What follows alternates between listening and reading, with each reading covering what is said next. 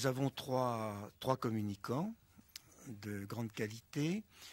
Je leur accorde, parce qu'ils sont de grande qualité, entre 20 et 25 minutes dans leur communication.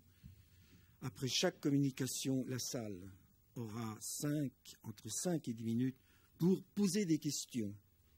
Ne racontez pas votre vie, s'il vous plaît. Elle est intéressante, mais pour un colloque scientifique, vous posez des questions qui permettent donc à nos communicants de répondre à un certain nombre de questions que vous posez. Ensuite, il y aura un deuxième communicant, même schéma. Ensuite, troisième communicant, et nous terminerons autour de 1 heure, 1 heure et quart. Voilà. Pas de questions à cet égard? Non? Merci. Le premier communicant, vous le connaissez. Ah oui, alors, je me permets de vous recommander, pour ceux qui ne connaîtraient pas, de rappeler que dans le grand classique d'André Caspi, Les Juifs pendant l'occupation, il y a un certain nombre de pages qui sont consacrées donc aux Juifs en Afrique du Nord. Deuxième information, peut-être, alors là vous connaissez moins bien, c'est que vient de sortir aux éditions du Félin un livre de José Aboulker, qui nous a quittés il y a quelques mois, qui s'appelle Une victoire de 1942, le débarquement des Alliés à Alger, avec une préface de Jean-Louis Crémieux-Briac, et qui montre comment 400 jeunes gens, jeunes qui ont entre 20 et 25 ans, ont fait prisonnier les grands chefs de l'armée française, Juin, Darlan, Co., les ont bouclés pendant quelques heures, en espérant que les Américains arriveraient à temps, donc, et José l'explique fort bien, ils ont été les premiers libérateurs, d'une certaine mesure, du côté donc des Français, enfin en tous les cas des Algériens, les premiers libérateurs donc de la FN. Voilà. C'est un livre très intéressant, car José était un monsieur très intelligent, c'était un plaisir de parler avec lui.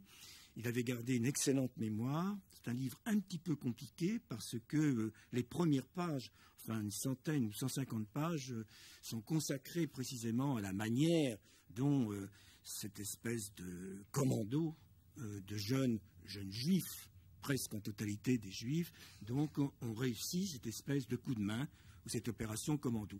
Ensuite, c'est peut-être plus discutable, il a des réflexions très acerbes sur les militaires, en tous les cas sur les généraux, sur ceux donc qui, selon lui, donc, ont amené donc la France à la défaite que vous connaissez. Ça vient de sortir, c'est pourquoi je n'ai aucun intérêt dans ce bouquin. Comme ça vient de sortir, je me permets donc de vous le signaler. Une victoire de 1942, José Aboulker. Voilà. Le premier communicant, je l'ai donc à ma droite, c'est un ami, Claude Nataf. Il a fait un peu, même beaucoup d'histoire à l'honorable maison dont on parle un peu pour le moment, qui est l'IEP de Paris, la Fondation nationale des sciences politiques. Il est docteur en histoire du droit romain. Je l'ai appris. Voilà, je vous en félicite, ou je t'en félicite. Il continue de participer à un certain nombre de séminaires, notamment donc d'histoire coloniale à Sciences Po, et surtout, il a participé depuis très longtemps à celui que André Caspi, qui est l'un de ses amis, donc, a consacré aux Juifs de France durant la Seconde Guerre mondiale.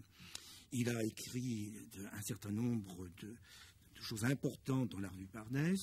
Et puis, il vient de sortir un bouquin qui s'appelle Les Juifs de Tunisie, sous le joug nazi, 9 novembre 42, 8 mai 43, aux éditions Le Manuscrit, le tout avec une préface de Serge Klasfeld, qui est la collection témoignages de la Shoah. Ce sont des récits et témoignages, et je ne saurais trop donc vous en recommander la lecture. Voilà. Écoute, j'ai fait sauter le reste. Je crois que j'ai dit presque l'essentiel. Je te donne maintenant la parole et je te laisse royalement 25 minutes. Merci, cher Jean-Pierre. Je vais rentrer directement dans le sujet. Alors le thème de ce colloque, 1942 d'El Alamein à l'opération Torche, en fixe les limites temporelles. Et partant, limite l'objet de ma communication à une sorte d'état des lieux à la veille de l'opération Torche. C'est davantage une analyse descriptive de la situation juridique et politique de la communauté juive de Tunisie qui m'est demandée, plutôt qu'une analyse de la genèse d'une situation juridique et de ses conséquences politiques. La communauté juive de Tunisie, riche d'histoire et de tradition, est une communauté qui a été profondément marquée et transformée depuis 1981 par le protectorat français, infiniment plus que ne l'a été la population musulmane. Intégrée dans la sphère d'influence française, elle subit les bienfaits de cette influence, mais aussi les vicissitudes. Et à partir de 1940, celle engendrée par la défaite française et le régime de Vichy. À la veille de l'opération Torche, on peut dire qu'il s'agit d'une communauté hétérogène, au statut juridique discriminant et qui est prise dans un jeu politique qui la dépasse, tout en constituant de facto une relative protection. Tu me pardonneras, mon cher Jean-Pierre, ce plan les bons historiens fonctionnent de manière ternaire. Les gens se posent de manière ternaire et ils ont tort. C'est pour ça que je fais de manière ternaire. J'ai passé mon exposé oral il y a un certain nombre d'années, donc 45 ans aujourd'hui. Une communauté hétérogène dans sa composition nationale, d'abord.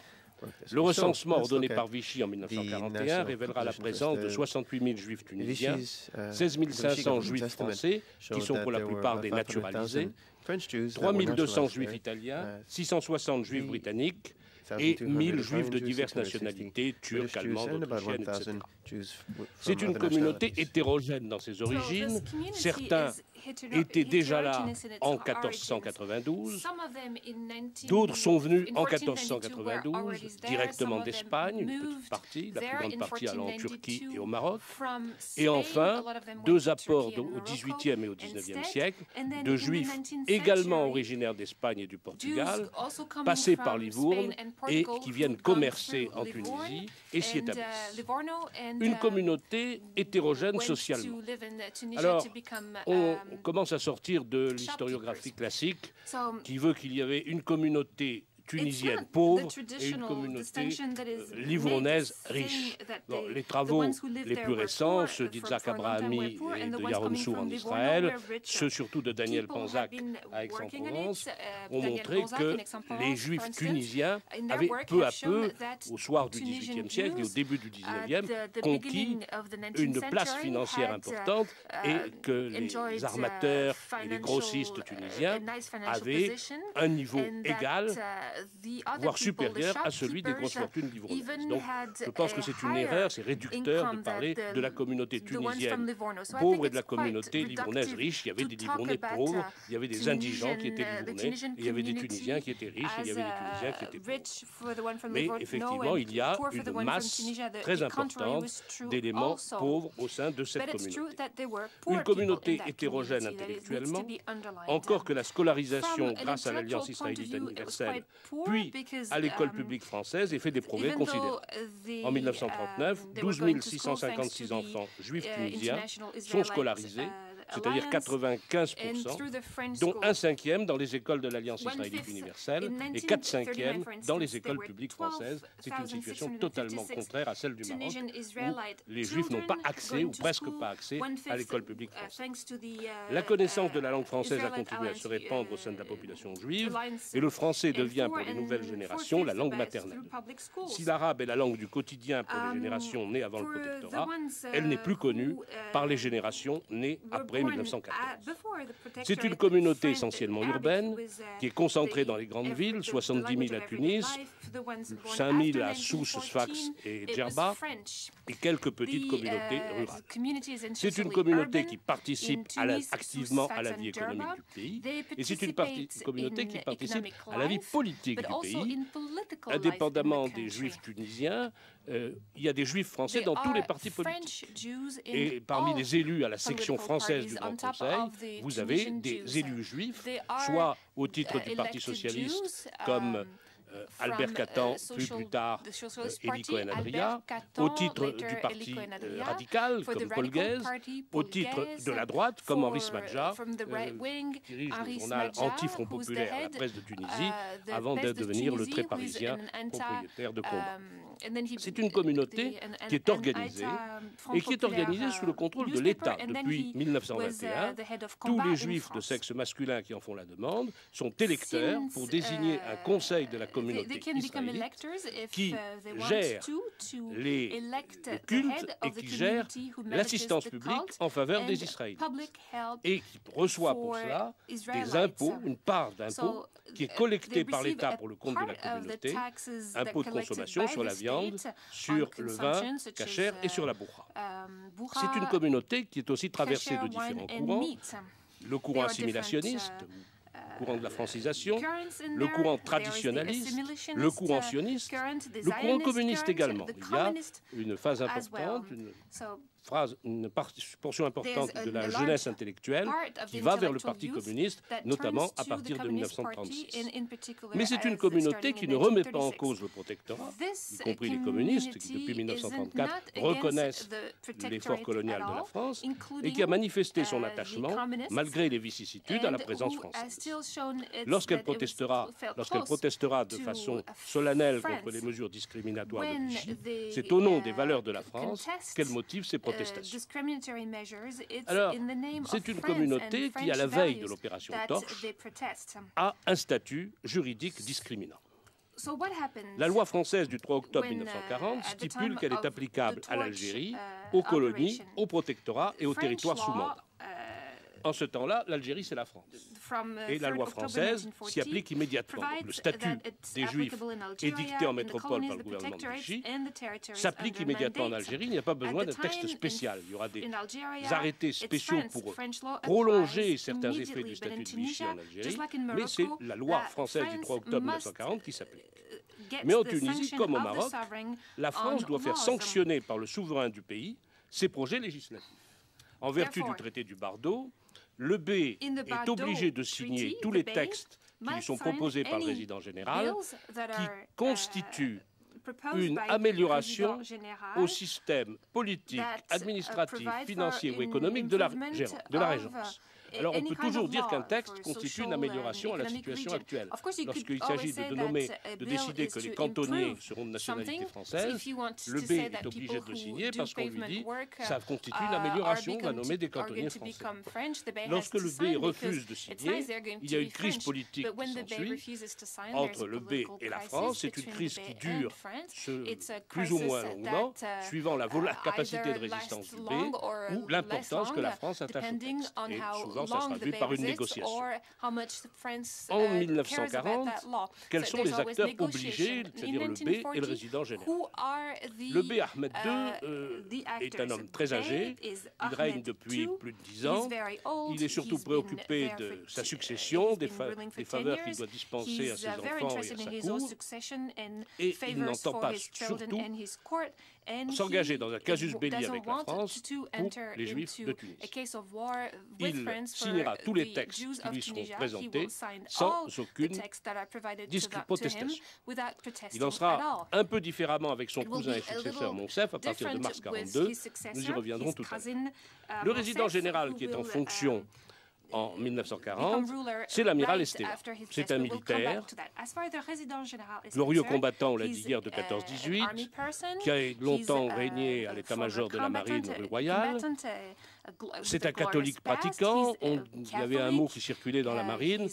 Il y a 3 amiraux. L'amiral Abrial n'a jamais connu la peur. L'amiral Darlan n'a jamais connu la mer. Et l'amiral Esteva n'a jamais connu l'amour. C'est effectivement un ascète. Il considère, il est un grand lecteur de la Bible, il considère que les Juifs ont créé le christianisme et qu'ils ont eu le tort de ne pas reconnaître Jésus-Christ. Mais il estimerait contraire à sa conscience de chrétien de les persécuter.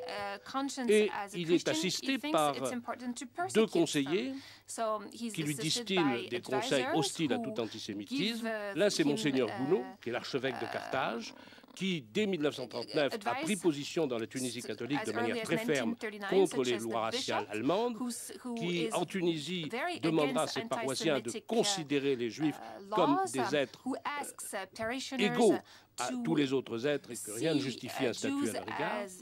Et puis il y a Lamotte, qui est le directeur de la justice tunisienne, qui est lui aussi un catholique pratiquant et qui tempère les instructions que Esteva reçoit de Vichy. Alors Esteva souhaite, bien entendu, parce que Vichy l'oblige à le faire, édicter un statut des Juifs, mais il le veut le plus modéré possible. Il voudrait quelque chose de consensuel, que la communauté juive pourrait accepter. Et il présente, il le fait d'abord précéder d'une déclaration dans les journaux de Tunisie, où il dit que l'affaire du statut des Juifs, c'est une affaire délicate et que la législation qu'il va adopter et qui soumettra au sceau du B ne s'écartera pas des principes traditionnels d'humanité qui sont dans la tradition française comme dans la tradition bellicale. Vous voyez la différence avec la France métropolitaine et avec Vichy. Là où on parle de Juifs, Esteva parle d'Israélites, ce qui à l'époque est une nuance. Il parle de respect des principes qui sont dans la tradition française comme dans la tradition bellicale. Et effectivement, le statut qu'il édicte, il fait signer par le B le 30 novembre 1940, est beaucoup plus modéré que le statut de Vichy et que le statut qui a été appliqué au Maroc un mois avant, parce que Noguès a quand même obéi à Vichy immédiatement. Esteva a attendu un mois et de recevoir de nombreuses coups de semonce avant d'édicter un statut des Juifs. Alors d'abord, qui est juif suivant le statut tunisien? Tout Israélite tunisien. Pour les non-tunisiens résidant en Tunisie, toute personne issue de 3 grands-parents de race juive ou de 2 seulement, si son conjoint lui-même est juif, c'est la loi française. Donc pour les Tunisiens, on ne fait pas appel à une notion de race, mais on fait appel à une notion religieuse. Et juif, tout israélite tunisien. Il était difficile de faire appel à une notion de race sémite en Tunisie, où les Arabes se revendiquait eux-mêmes comme sémites. Par contre, pour les juifs français ou étrangers, c'est la loi française qui s'applique. Alors, on aboutit à des situations juridiquement aberrantes.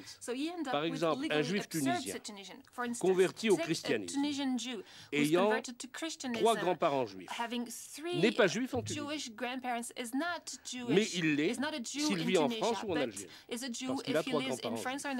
Mais en Tunisie, il est tunisien, mais il est tunisien, chrétien, il n'est pas considéré comme juif.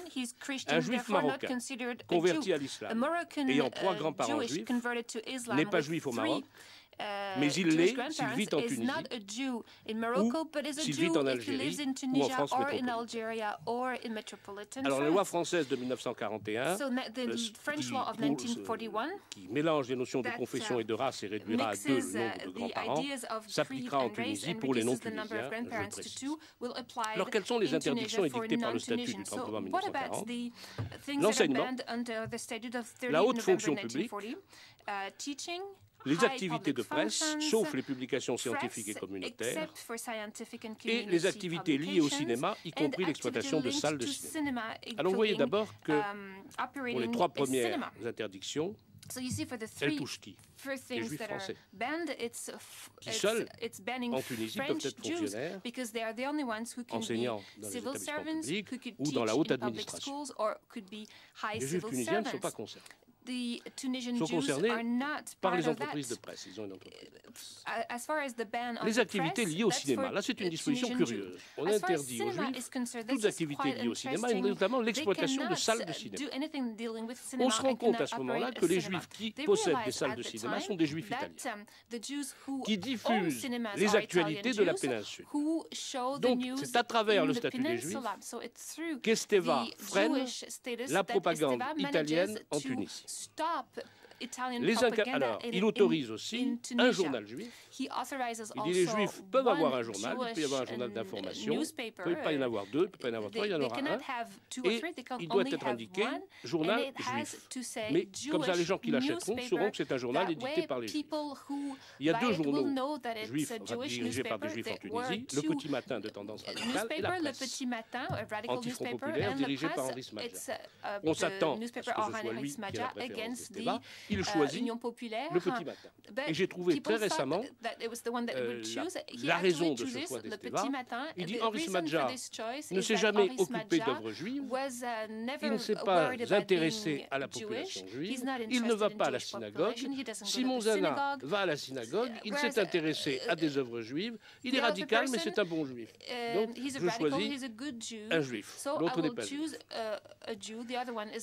Donc, c'est un statut qui est très léger et qui ne touche qu'une petite minorité d'une élite nationale française au sein de la communauté juive. La situation change à partir d'août 1941 et le voyage de Xavier Vallat, qui installe à Tunis une antenne de son commissariat aux questions juives dirigé par un colonel Ayo Duti, profondément antisémite, et l'arrivée comme conseiller juridique de Fonréau, qui a été le chef de cabinet d'Alibert et très probablement le rédacteur du statut des Juifs du 3 octobre 1940. Alors à partir de là, les exclusions pleuvent sur la communauté juive.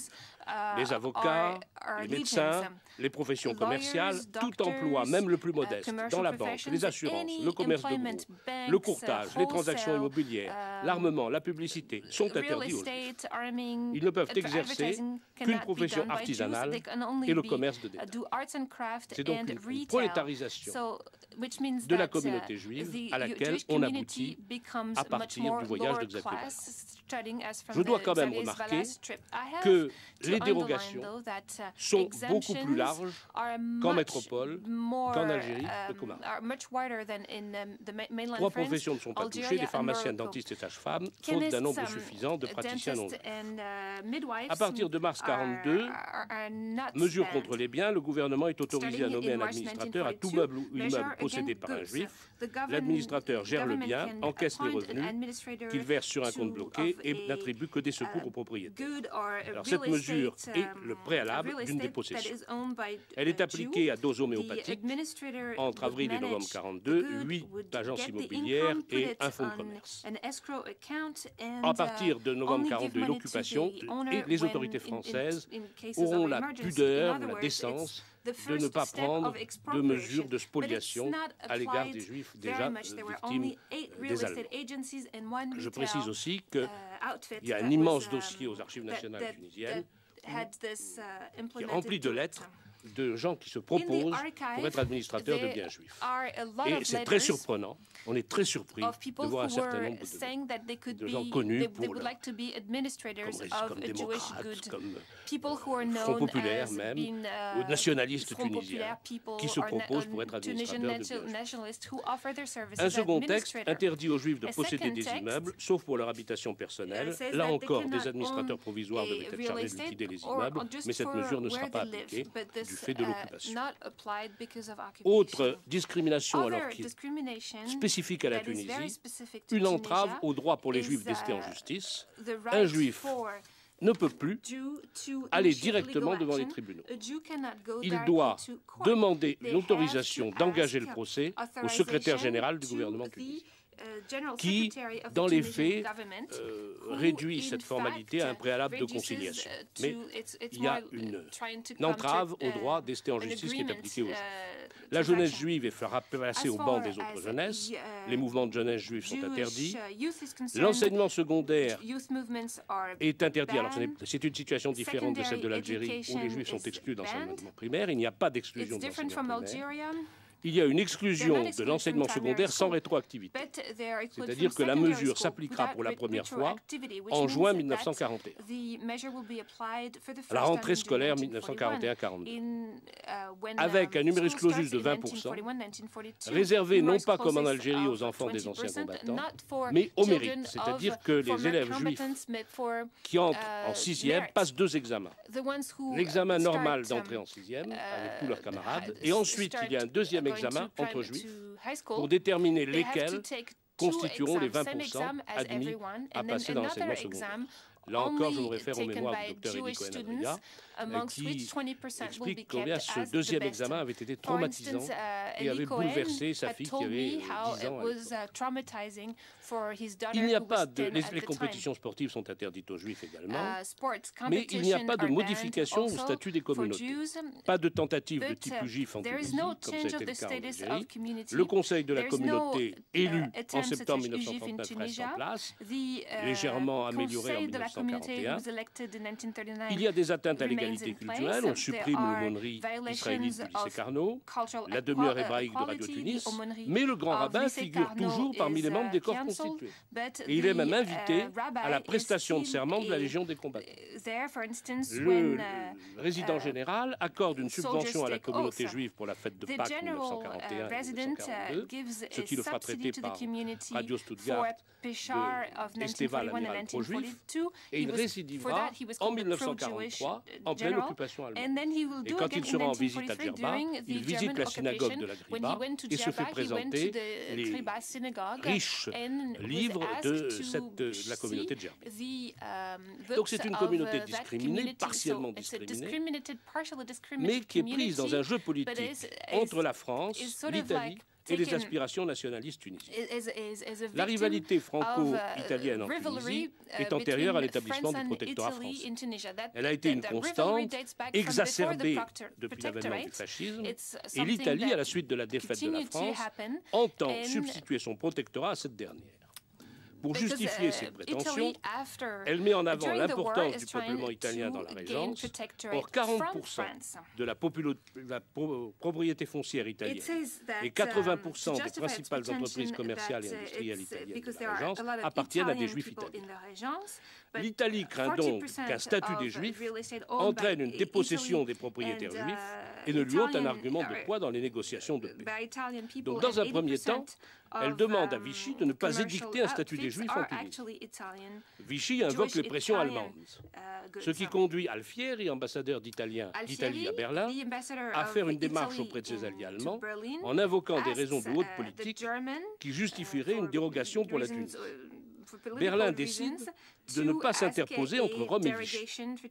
Mais Vichy, pour sa part, entend affirmer la souveraineté française en Tunisie et l'unité de la France et de l'Empire.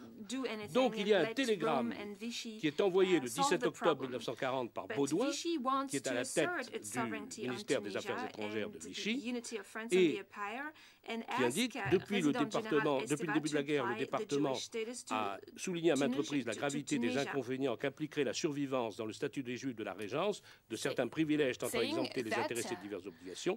Donc il demande à Esteva impérativement d'introduire un statut des Juifs en Tunisie. C'est un ordre formel du ministère des Affaires étrangères pour des raisons qui ne sont pas directement liées à l'antisémitisme de Vichy, mais qui sont liées à la volonté de Vichy d'affirmer face à l'Italie la souveraineté française sur la Tunisie. Les Juifs de Tunisie se voient donc dotés d'un statut discriminatoire dans le cadre de la rivalité franco-italienne. D'autre part, les Juifs de Tunisie ont toujours joué un rôle tampon entre la France et les Tunisiens et ont donné des preuves de leur attachement à la cause française. Donc la France, pour des raisons de prestige vis-à-vis des musulmans, ne peut donc totalement les reléguer par profits et pertes. Et c'est ainsi que, lorsque Vichy demande à Esteva s'il ne serait pas opportun de dénaturaliser les Juifs de Tunisie qui ont la nationalité française, Esteva prend la mouche, adresse un rapport à Darlan en disant « ce n'est pas du tout une situation comparable à celle de l'Algérie. En Algérie, on a imposé aux Juifs la nationalité française, ça a été une naturalisation collective, résultant du décret Crémieux. Les Juifs de Tunisie, ayant demandé de devenir français, ont exercé un choix personnel et ont obtenu une nationalité française à la suite d'une procédure et d'une enquête. » Donc il dit dénaturaliser les Juifs de Tunisie, c'est quelque chose qui me choquerait, qui m'indigne, à moins qu'on dénaturalise tous les naturalisés. Mais dénaturaliser les Juifs de Tunisie, qui ont demandé à être français, cela me gêne. Mais il ajoute, ces Juifs dénaturalisés redeviendraient tunisiens. Donc se constituerait une perte de prestige de la France vis-à-vis des Tunisiens et consisterait à abandonner à la vindicte tunisienne des gens qui ont fait confiance à la France, dont certains ont des titres militaires éclatants ou des enfants morts pour la France. Dénaturaliser, surtout il donne un autre argument politique, dénaturaliser les Juifs français amoindrirait la population française de la Régence à un moment où celle-ci atteint à peine le niveau de la population italienne, donc consisterait à faire le jeu de l'Italie, et il donne les chiffres. Ce qui fait que cette demande de dénaturalisation de Vichy est abandonnée. Esteva dit, je veux bien que la commission de dénaturalisation qui est constituée à Vichy enquête sur les naturalisations des Juifs de Tunisie s'il y a des irrégularités qui ont été faites. Donc il y a deux représentants de la commission qui viennent à Tunis. On dénaturalise une personne, un avocat, Amar, dont le fils est mort pour la France en 1940. Ça remontera jusqu'à Pétain qui annulera la décision de dénaturalisation. D'accord, je termine. Les nationalistes tunisiens, dans une très large majorité, en témoignant aux Juifs discriminés une certaine sympathie, cherchent à entraîner cet élément important dans leur lutte nationale et les éloigner du soutien à la France qui les a majoritairement caractérisés. Et il est symptomatique que le jour de son accession au trône en mars 1942, Moncef Bey, qui succède au vieux Bey Ahmed, et qui cherche à desserrer l'emprise du protectorat, déclare à la délégation de la communauté juive venue le complimenter: les Juifs, comme les Tunisiens, comme les musulmans, sont mes enfants, et multipliera les gestes de sympathie à leur égard. À l'inverse, l'amiral Esteva tentera de résister aux pressions de Vichy et à limiter les impatiences du délégué au commissariat aux questions juives pour ne pas créer une collusion entre le Bey et les nationalistes tunisiens. Il écrit à Vichy: attention, les Juifs de Tunisie ont trouvé maintenant un défenseur en la personne du Bey qui le fait pour des raisons politiques, mais cette protection, cette défense des Juifs de Tunisie par le Bey est contraire aux intérêts de la France. Donc, il tempère les mesures que Darlan lui demande d'appliquer. Les Juifs de Tunisie ont très tôt perçu les dangers de Vichy et ont manifesté dès juillet 1940 une adhésion à la France libre qui se manifestera par une participation des Juifs dans les différents réseaux de résistance, tant les réseaux communistes que les réseaux gaullistes cités, implantés en Tunisie, et par le ralliement massif des Juifs français au FFL en mai 1943 après la libération de Tunis. 80% des Juifs appelés sous des drapeaux refuseront de se présenter à l'appel des armes du général Giraud, de l'armée régulière, et rallieront les forces françaises. 20% seulement répondront à l'appel de l'armée régulière. Donc c'est une situation particulière de la Tunisie, non seulement du fait que des trois pays d'Afrique du Nord, elle a été le seul pays à avoir été occupé par les Allemands, et cela mériterait un colloque spécifique. Bon, il y aura une journée ici le 9 décembre 42, 2012 à l'après-midi, sur le 9 décembre 42. Mais c'est une situation particulière qui fait que la condition des Juifs à la veille de l'opération Torche, comme le dit André Caspi, est meilleure à Tunis qu'à Paris, à Alger ou même qu'à Rabat. Situation paradoxale, il vaut mieux être juif effectivement à Tunis en 1942. Situation paradoxale où Vichy aurait pu se dispenser d'édicter un statut de discriminatoire, mais le fait pour des raisons de souveraineté. Mais c'est une situation qui modifiera énormément après la guerre l'élan vers la France que le protectorat avait constaté. Car si jusqu'à 1940, un jeune juif tunisien bachelier s'empressait de demander sa naturalisation, si on enregistre entre la loi de 1923 qui permet la naturalisation en 1939, 9500 demandes de naturalisation, entre 1945 et 1954, on en enregistre plus que 400, alors que le nombre d'intellectuels a augmenté dans la communauté. Les Juifs recherchent cette aspiration qu'ils avaient vers la France, ils la reportent vers d'autres idéologies, une partie vers le nationalisme tunisien, une partie vers un internationalisme communiste et une partie plus importante vers le sionisme et le départ vers Israël. Je vous remercie.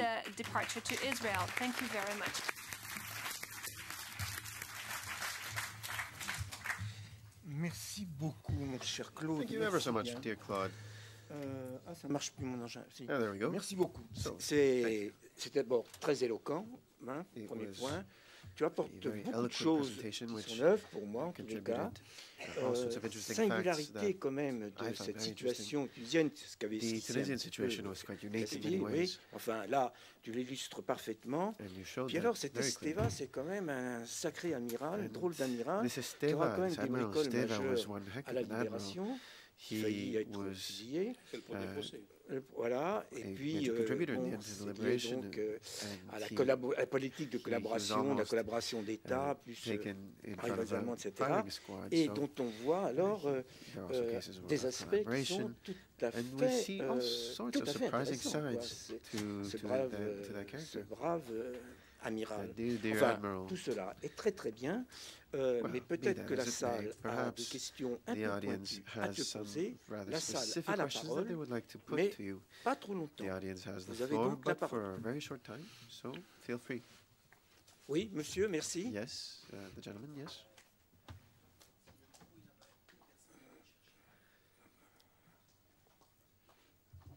Donc c'est une question, monsieur. Hein? I did say a question. Merci. Non, en fait, donc, je peux poser deux toutes petites questions. Le premier, c'est vous n'avez pas parlé des chantiers de la jeunesse. En fait, ça m'intéresse parce que je sais bien sûr il y avait des Juifs dans les chantiers de la jeunesse. Et je voulais savoir un tout petit peu plus de ça. Et la deuxième, c'est sur cette visite extraordinaire que vous avez parlé de Xavier Vallat. Et si vous pouvez juste dire 2-3 mots de plus, pourquoi il est venu, c'était une visite juste en Tunisie, en Algérie, et est-ce qu'il avait de préparation pour cette visite avant d'arriver? Merci.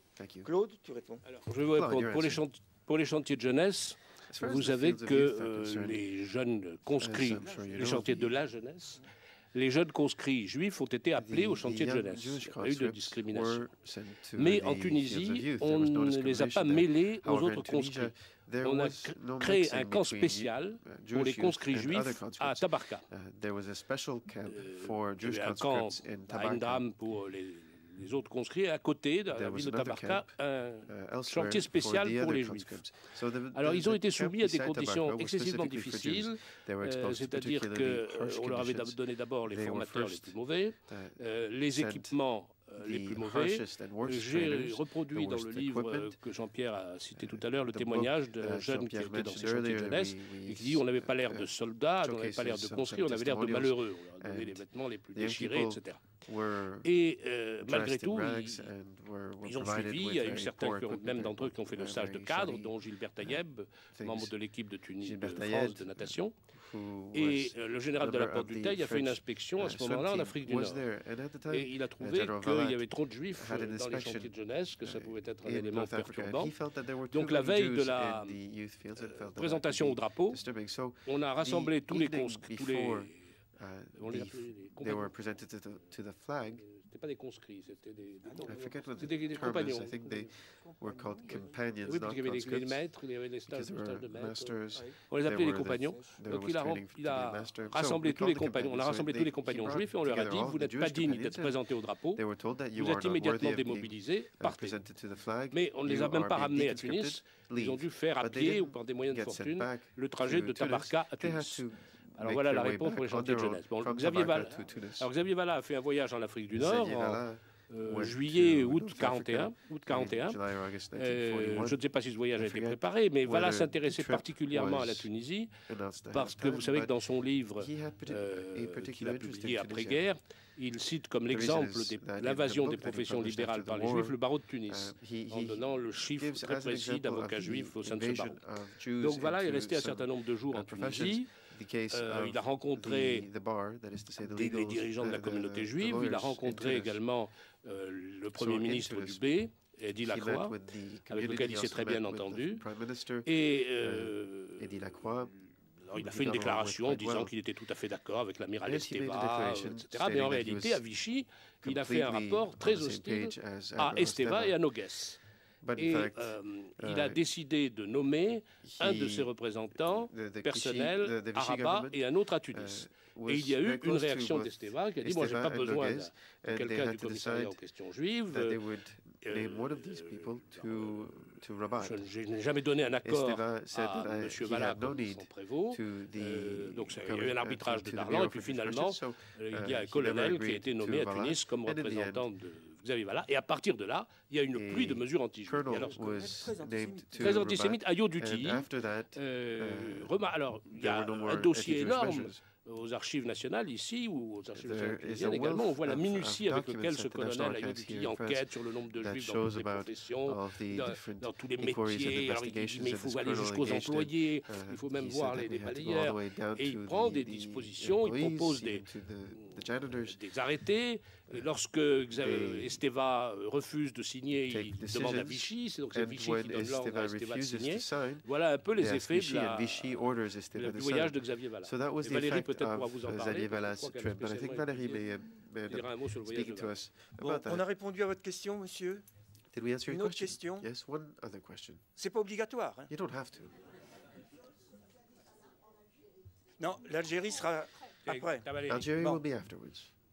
Toujours la Tunisie, madame. Juste une question. Est-ce que vous pouvez nous dire, Claude Nataf, vous avez un ordre de grandeur de cette nouvelle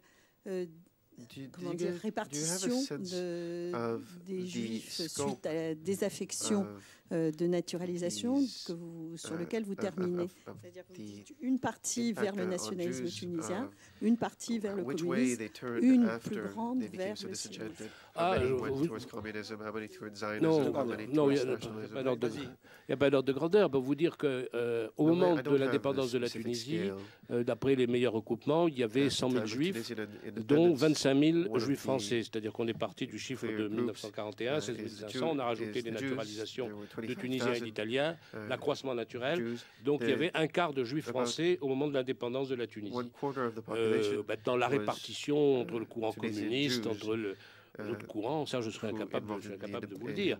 Bon, disons que les départs des Juifs de Tunisie, on considère que la moitié de la communauté juive de Tunisie s'est dirigée vers la France, la moitié s'est dirigée vers Israël. Bon. Jacques Taïeb, récemment décédé, a une estimation légèrement supérieure vers la France, parce qu'il estime qu'il y a eu des départs sur Israël, mais ensuite un retour en France. Bon, vous donnez des chiffres précis, Claude a fait au mieux. Dernière question possible. Bien, tu as été très éloquent. J'ai tenu mon temps. You also absolutely respected the time limit. Très intéressant.